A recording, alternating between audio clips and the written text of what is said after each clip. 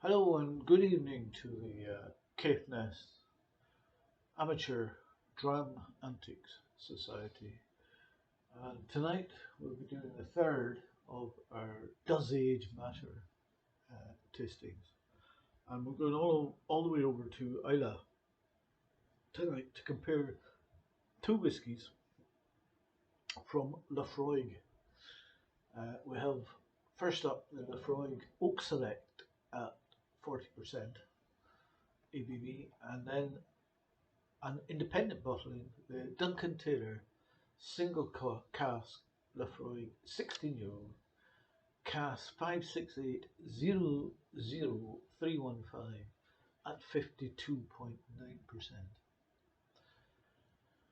So the first whiskey is Laphroaig uh, distillery bottling Laphroaig Oak Select, and they've taken whiskey from several different types of casks, including Oloroso sherry butts, white American oak, Pedro Jimenez seasoned hoagies, quarter casks, and first fill bourbon casks. So let's see what we have here. It's quite pale in colour. It's a non-age statement, and I suspect this is certainly Chilfelder. I'm not sure it's coloured, but it's a shame here because most Laphroaigs are now core ranges are bottled at 48%. This one's 40%.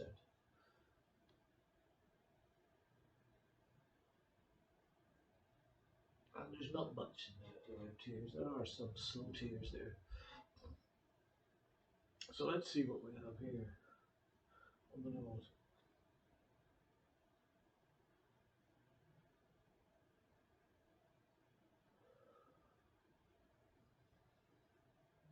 And you get the classic medicinal peat notes up front. But that's all supported by a citrusy, chocolatey, sweet note. And soft barley. There's an initial hint of brine.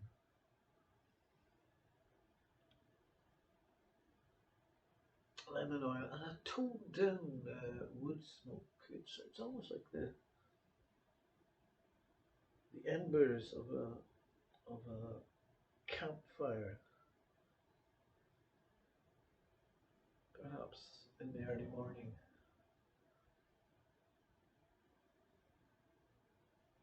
There are some floral notes that sweep in and then subside,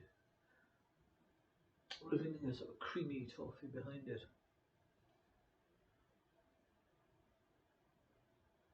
There's some baking spice, some fig, and mintiness.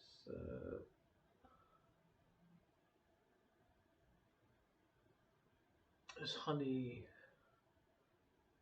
malt,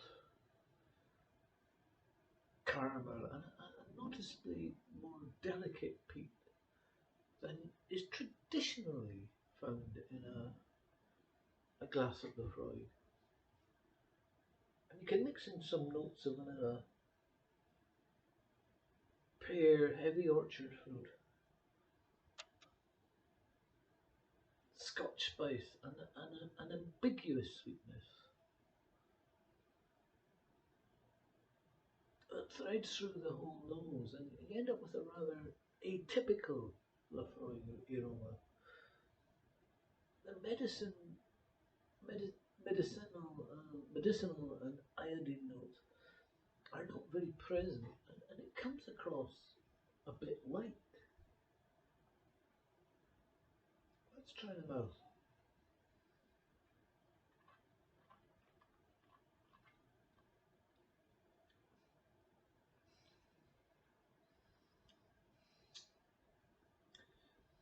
The peat is there, but it's taking it easy. I'm letting the bright notes of lemon, green apples, and mint stand out.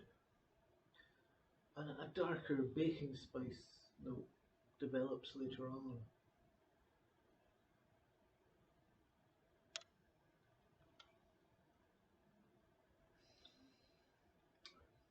There's a pinch of peat and a drop of fish oil. That quickly fades to lemon custard, a hint of caramel, bitter oak, some pepper, and raspberry jam.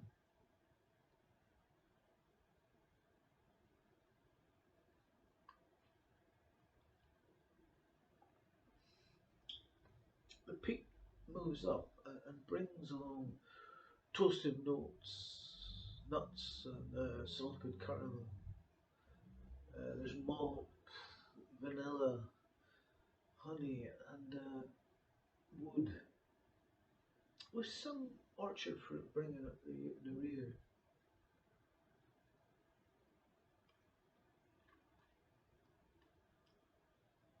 The more acrid and medicinal notes are present on the palate, but come across as faint hints that fade in and out.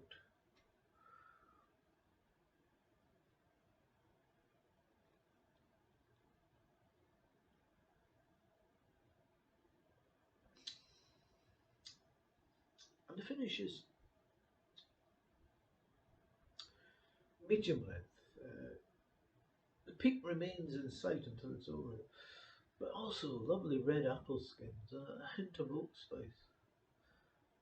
The floral smoke fades quickly, leaving the barest traces of sweet seaweed, which also fades away fast. Peaked honey, vanilla, orchard fruit, cream crackers, wood, and a hint of novocaine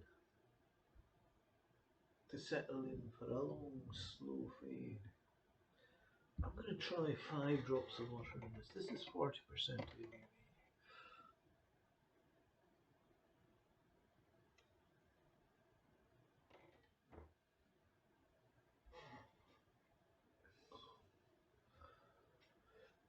And yeah, I don't get a lot of Scotch mist. I suspect this has been chill filtered. Let's see what we've got.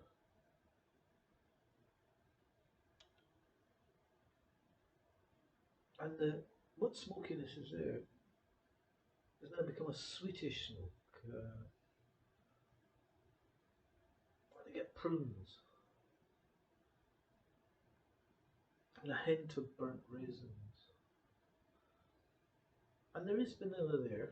Uh, it's quite dry,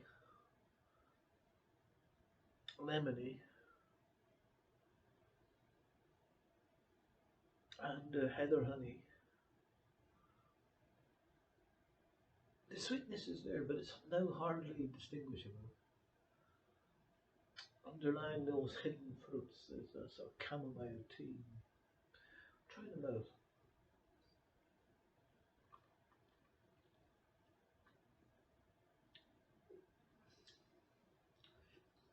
And even with 5 drops of water, it's extremely watery. Finata, chamomile tea. There's still that heather honey for a short time. Dried pineapple, subtle oak. This smoke is surprisingly unspectacular, peaty and earthy.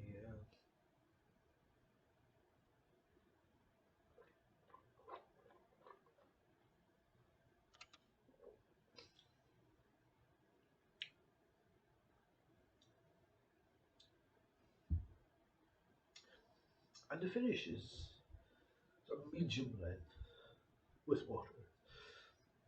It's dirty.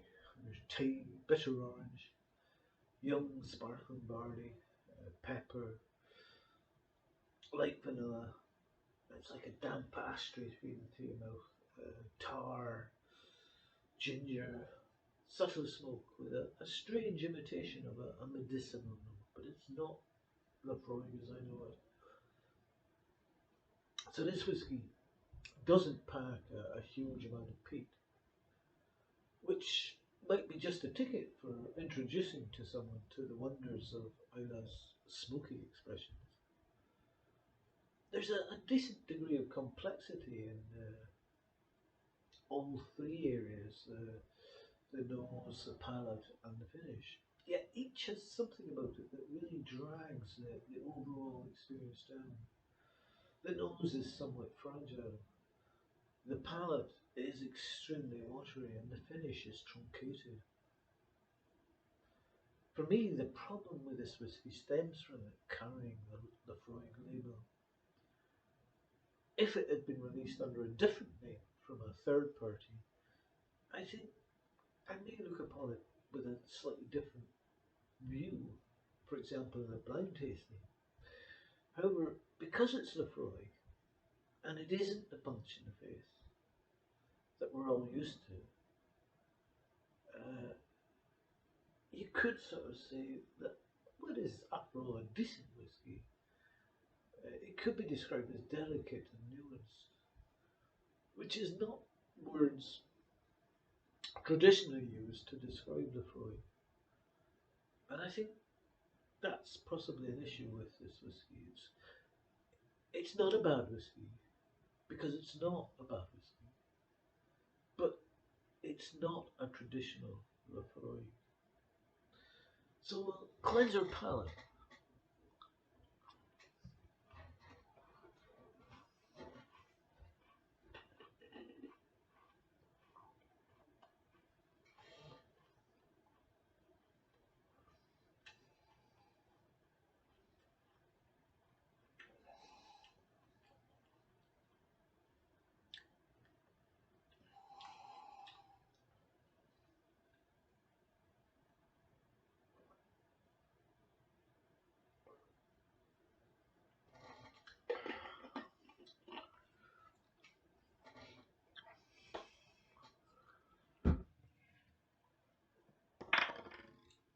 So for our second whiskey, oh, just a note, the oak cakes, the oak cake tonight was from Stockings of Orkney, and I must say they're very neutral. So if you're looking for a nice palate cleanser, I would recommend them. They don't have any aftertaste.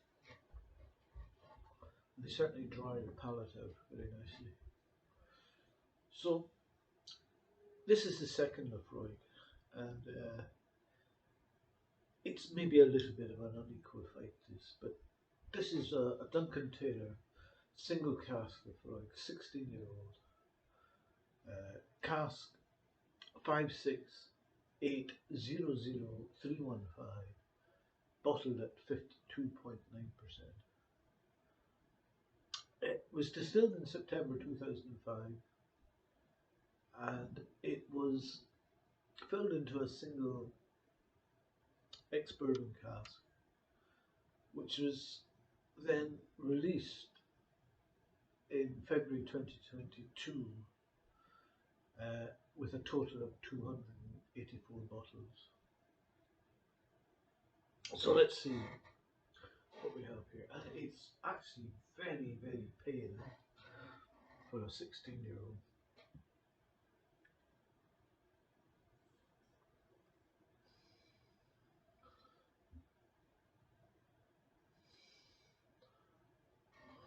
And this is lovely tears. Absolutely beautiful tears. So we'll try the nose.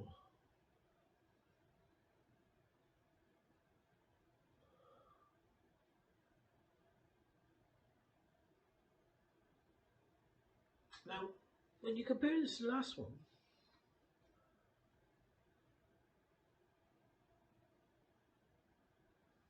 there's no medicinal notes in this either. This has got a good dose of charcoal, bold barley, and zesty, oily citrus.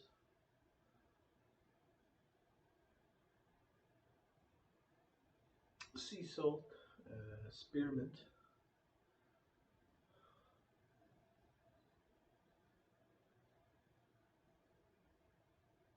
toasted marshmallows, and there's a light star anise, vanilla cream, yellow melon, and some vanilla custard. and then a little bit of cumin, and then malt vinegar, very light malt vinegar, and some varnished furniture. It's slightly musty,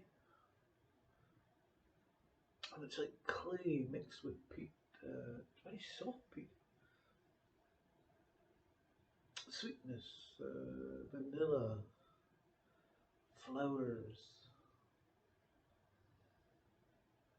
minerals, moss, and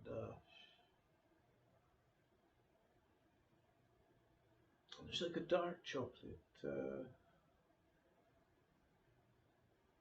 wet tobacco, intense cacao, dry wood, white pepper, and earth. And someone was cooking burgers about 100 yards down when I was in the garden today, and you get that sort of subtle grilled beef, candied fruit. Again, that sort of vinegary, malt vinegar and malted notes. Let's try them out.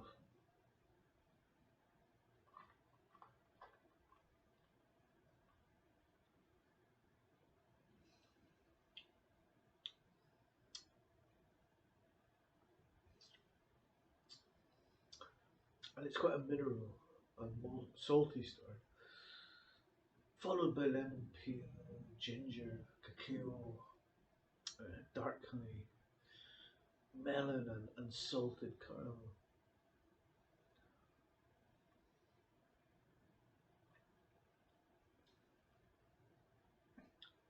And there's subtle notes of grilled paprika, burnt wood, cigar, and ash.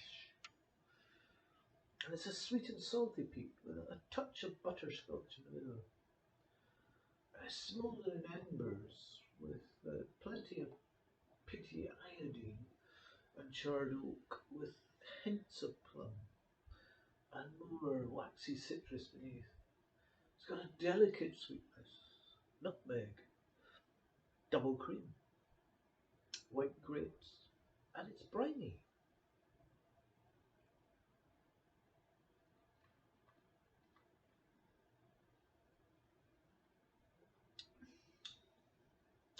And it's sweet and sour, quite thick, quite warm, and slightly prickly, 52.9%.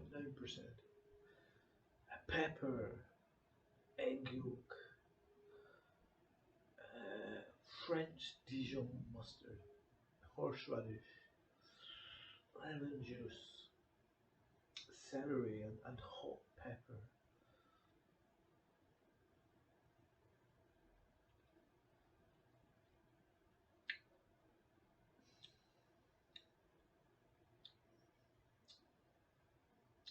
And it's on the finish that I get the explosive smoke, the more charcoal partnered by honeyed sweetness, oak spice, and dark chocolate. And again, that warming pepper. And it's earthy with more vegetal peat and rich spiced malt. There's seawater, a hint of ash, oysters, sage, ginger, and citrus peel, and pickles.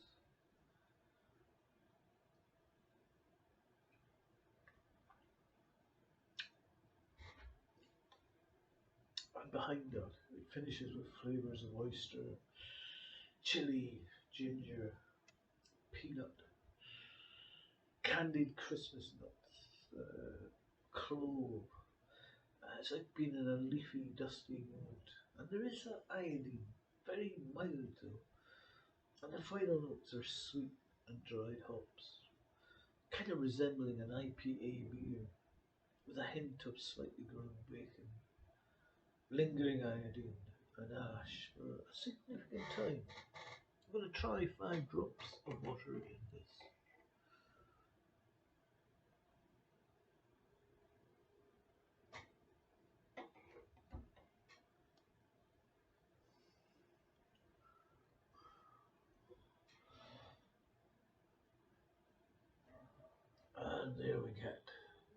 scotchness, no colouring, no chill face on this. Let's see what the nose does.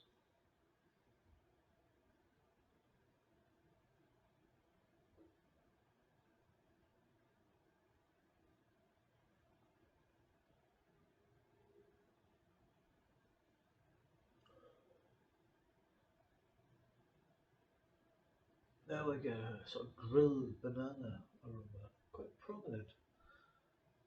Chalkiness and fruitiness, like pears perhaps. White chocolate, caramel and lemony notes with a background of oily smoke. We'll try them out.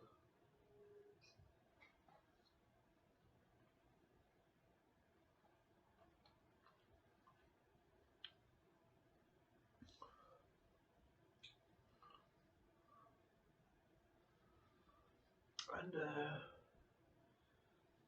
dark chocolate with sea salt. And I don't know if you've ever heard of Vincentka mineral water.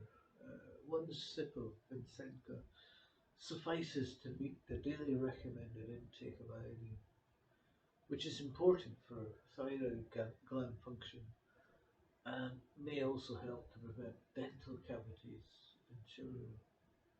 It's suitable as a nutritional supplement for athletes, children, pregnant women, and people recovering from illness. It's also recommended to prevent the occurrence and recurrence of dry inflammation of the nasal mucous membrane. Menthol candy, peppermint gum, and still dry smoke.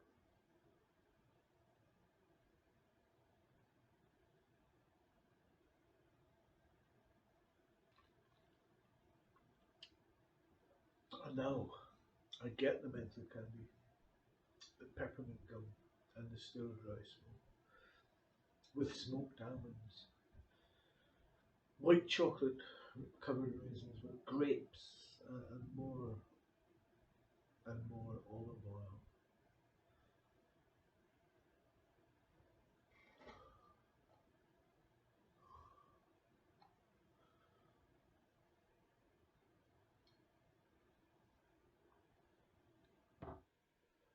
So